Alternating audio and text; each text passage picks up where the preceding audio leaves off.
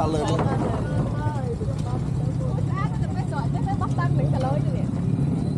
bye bye chị làm cho một tuần nay nè ta dương ai tiếp bàn tê mà là mà sơn nó chạm một tô tới rồi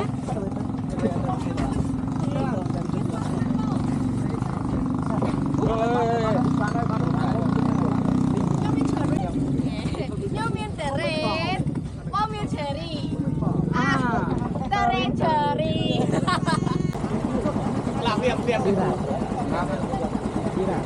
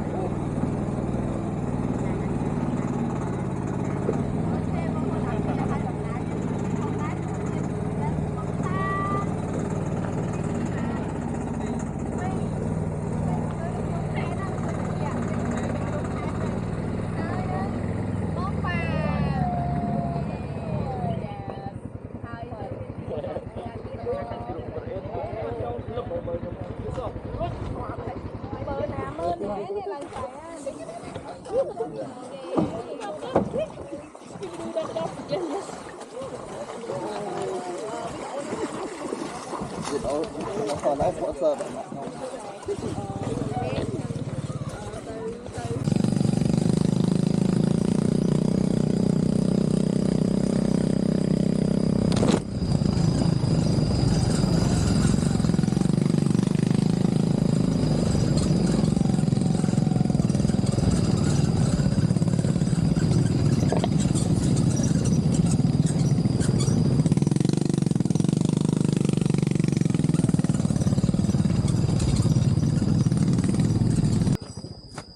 bạn lừa tập như mình chuối đào bụi tận đọc lên mà đào thằng bụi vua một vua khối vua tròn cái bên chóp này mà một anh thoát bánh lẹ đặt đòn này nhưng mà làm lẹ anh chạm mệt thừa hạt ấy cái tàu chuột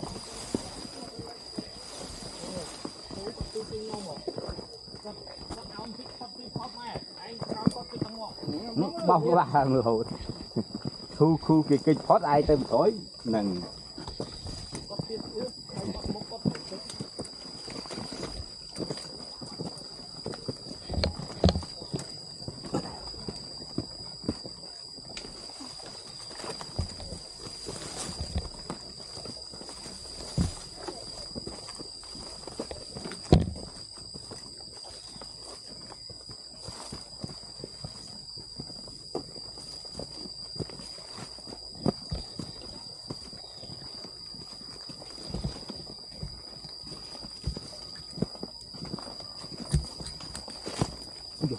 chuột rồi hả?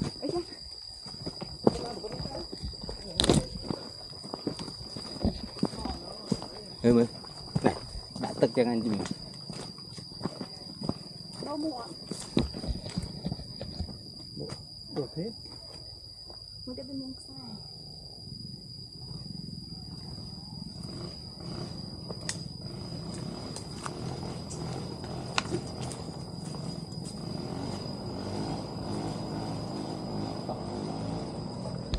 Vô rồi.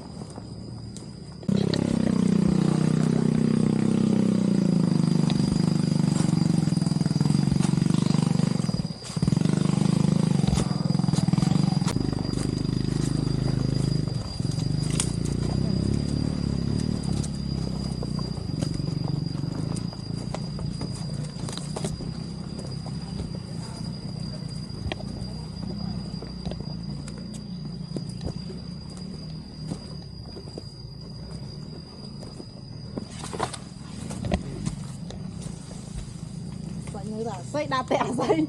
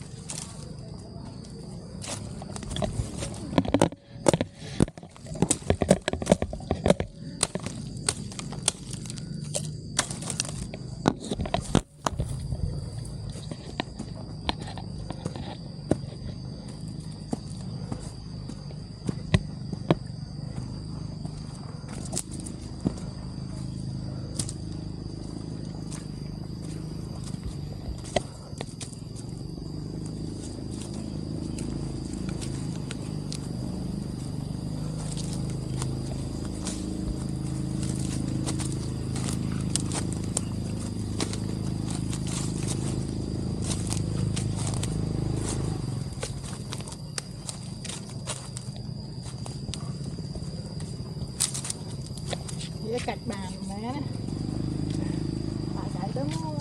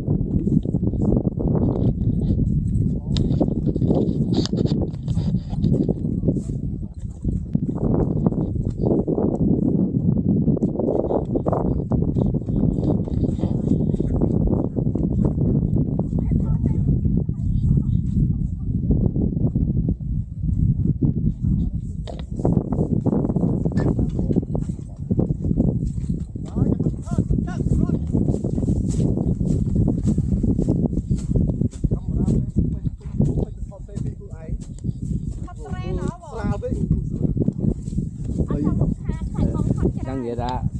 nia tôi bảo làm mất chua á nhạt luôn ai bữa nay chúng ta ai chẳng mày ta không điền ta có phát đấy ta bên đây có khoảng sáng ngày ấy điền nó có ban vụ họ được một con bài học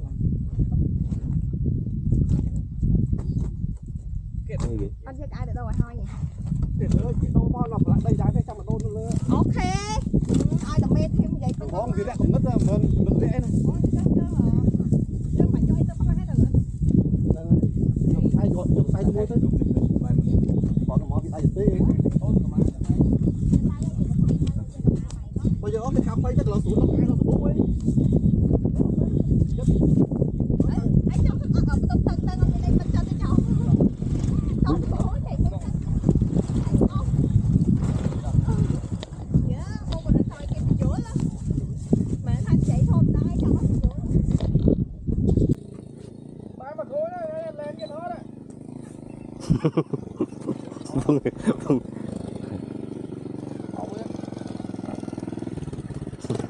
cái là pháo á đa pháo binh phải vậy. My knees don't argue like before. I take my time on stairs. The man who raced the daylight down has shed his hurried cares. I let the coffee cool a while. I watch the slow creek wind.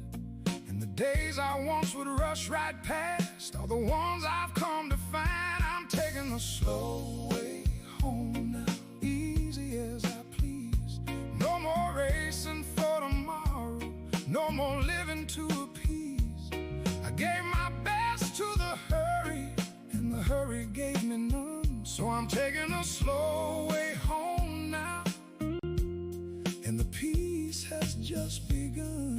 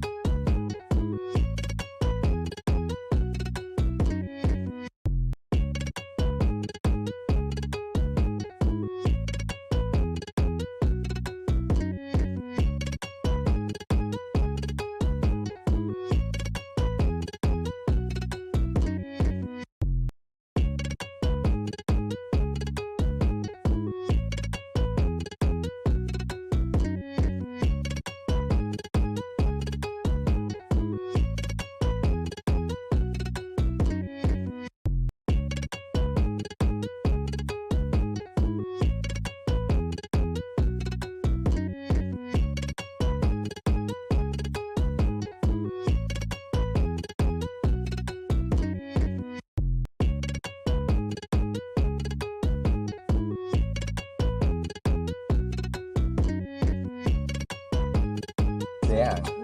bật pì Bé là rót vui. bật pì nè smi mới thế này smi ra tao Mua đi. nè xua click ra này mà giờ là chua lại kêu Đây, vô mà mình đưa đã có phải rồi.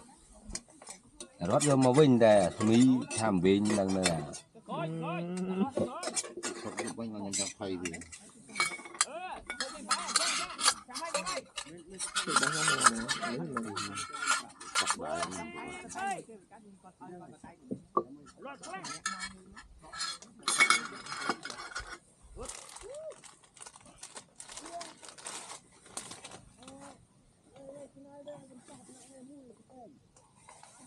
Sao vậy mau máng cái tơ tất xuống. ôi không bao giờ nó còn một môi riêng toàn phần Mau với bay nó thổ mỏ. tới cái thợ bay số mới Thế mình thấy này toàn từ đấy ở trong ở cái vô mà nhau mà hết. ai cũng có khổm rồi Nè, cái chân ăn vặt. ai cũng có khổm hai cái dưa lăng mà nhìn thấy không Vặt. Toàn từ đấy xì hái nón cái thon hái nhưng xì hai ba đây. cái giờ bài anh đang tắt đâu khổm mà cái tay vô mà rồi. tắt mà đó tắt pha ló này cái đó cái chắc vì cái đồng này là cái do cái đồng mà chạy Đừng cao. anh ấy nè mấy và anh ấy tất phát xe chặt sao là bạn ấy bạn này nó có đóng nó sửa nữa đóng nó sửa nữa ai côm nữa nè ai côm này đầu tiên mà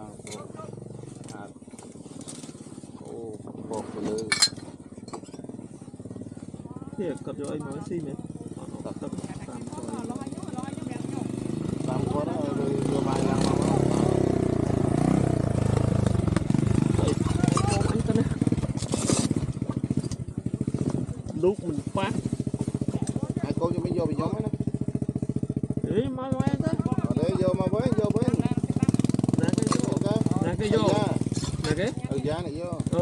Ra ngoài sửa. Nó rót ai có mấy nữa.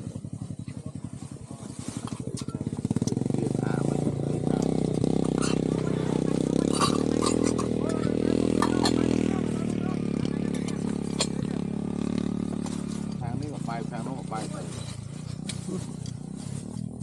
thằng cá ta tiếng hả ngày ra không ta tiếng thằng lấy nó tự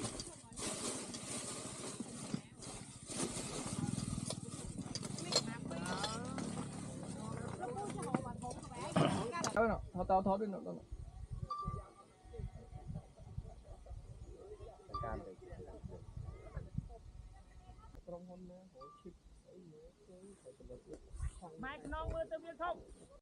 Lên đó đây mà hộp lại của mày. Anh đi ở cái hai vừa thì nhom tía bài tầm nào bông rồi sấy mòn đớt của anh sói ở mấy cái này từ lò prong anh đi bò chung chiết và em chiết pro và khang tam phô nó kêu miền pro ôi phải là lò chứ cái mày lừa là lôi xin cà tê bong bồ nôi nói đi không à apa nang barang nhau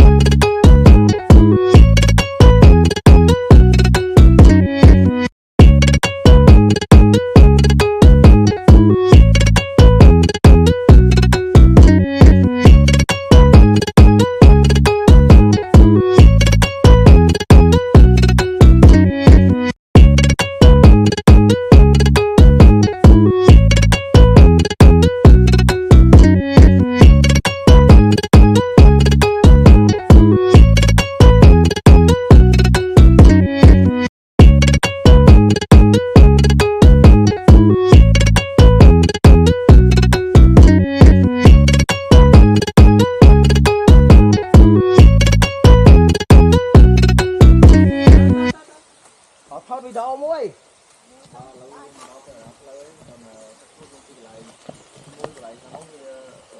អត់ទៅមានទឹកខាងក្រោមវាជ្រៅមានទឹកច្រើនលើទឹកបានខ្ញុំយើងទៅខាងក្រោមតែទៅជើងហូរ តែកន្លែងនោះមិនចុះ ជុំកន្លែងនេះថតរូបស្អាត តែទឹកហ្មងទៅបានហើយចុះអាហ្នឹងបាក់ចុះហើយ ទេលើគេជួយចុះទៅនេះ អត់ទេដូចគ្នាបងនេះចង់តែចេះដូចគ្នាទេ យើងនេះណា អូន អត់ចាយនាំផ្លូវ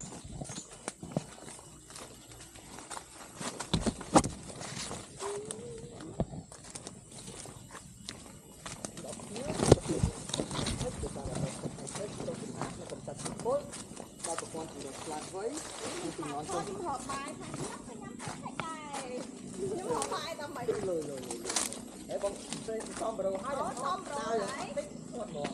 ហើយក្រនិយាយថាចេះតែបោះបាយមកខ្ញុំតែដែរដើម្បីផងនេះទៅដល់ចាំមកខូចបានទៅ អីចង់បានមួយធីមមកគឺអត់រៀងគឺទាំងអស់គ្នាញ៉ាំទឹកសុទ្ធហើយ អត់ទេចេះខ្ញុំទៅញ៉ាំ high tech ម្នាក់ទៀតខ្ញុំក៏ញ៉ាំ high tech 3នាក់ទៅមកតែមកបានចូលគ្នាច្រើនពួកយើងញ៉ាំ high tech ទៅដូចគេឲ្យលុយខំមក ហើយគឺបល3ទៅបងទីថតរូបឲ្យវាដូចតែគ្នាវាតែខ្នើយតា អត់មែនតែអញ្ចឹង អឺពេលគេថតឲ្យរូបថាស្អាតហ្នឹង អូខេ អត់គិតតែ អូមែន មកគេឲ្យលុយខឹងណាស់រត់ទៅរត់មកគ្នាណាស្រែកផងអីផង អូខេអូខេអញ្ចឹងខ្ញុំជួយរត់នៅកន្លែងហ្នឹងចឹងយើងកាត់តគ្នាបានណា អូជួយមកតោឥ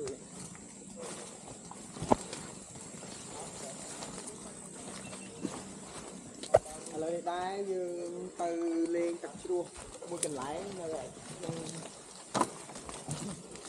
ឥឡូវនេះដែរយើងនៅជួយក៏និយាយប៉ុណ្្នឹងត្រូវហើយ មកចាំតិចដើរម្ដងម្នាក់កុំឲ្យឈឺប៉ះជួយ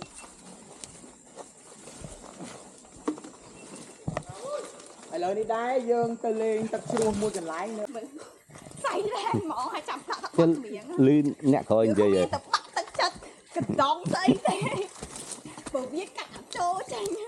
បង អត់ហើយនិយាយទៅឲ្យយើងទឹកជ្រោះវាហូរអញ្ចឹងហើយ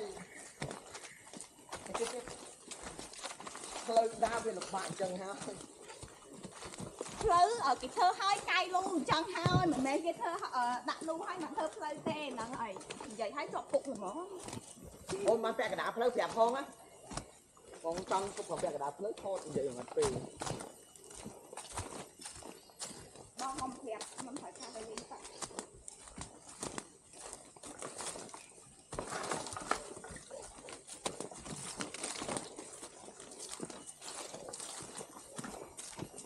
ហើយតែញ៉ាំទឹកឲ្យបានត្រឹមត្រូវគឺសំខាន់ខ្លាំងមែន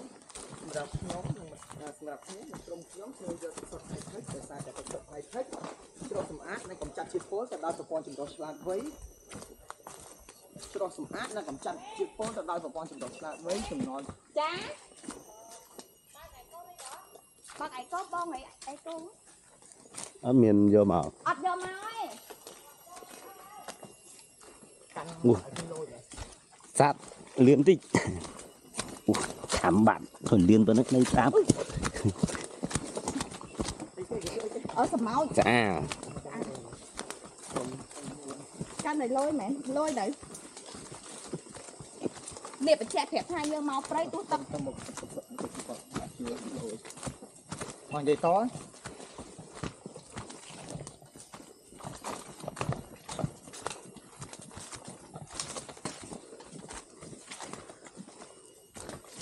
យូរឲ្យនិយាយតបើយើងមកព្រឹក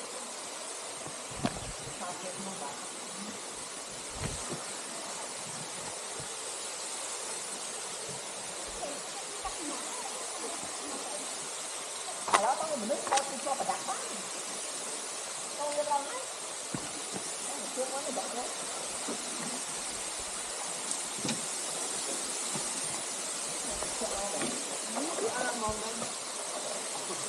thôi mà là quật trường tăng rồi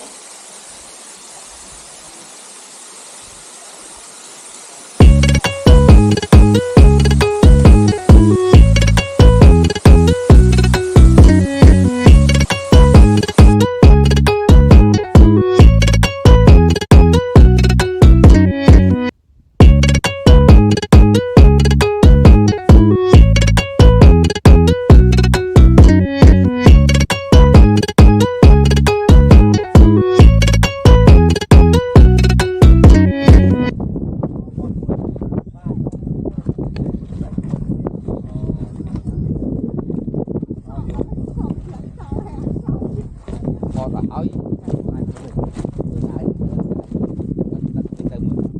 Cúi ra trong cái để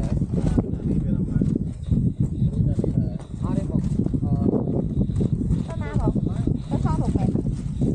kho là hỏi của ai được đi cho màu đau khổ mà Mày tức anh nãy nhưng tao anh khổ mà. anh không.